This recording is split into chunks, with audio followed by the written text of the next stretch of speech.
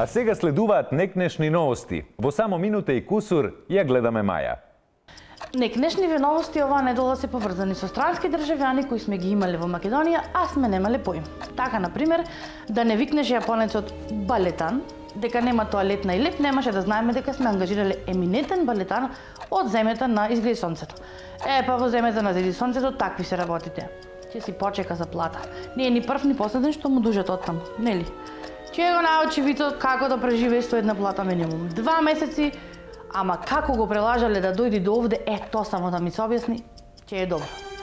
Џабе се надевавме дека ќе имаме кандидат за Оскар за најдобра фикција, монтажа или барем за документарец. Подкуп не го емитуваа, не знаеме зошто.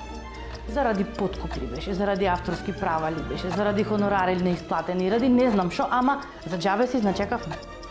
Инаку денес е 1 април, ден на шегата, ама тоа што на Охридско езеро му е дојдено преку глава и се излива, не е шега.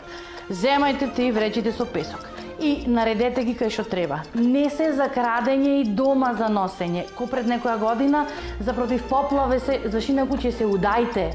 Тоа важи за цело крајбрежје, не само за Охрид.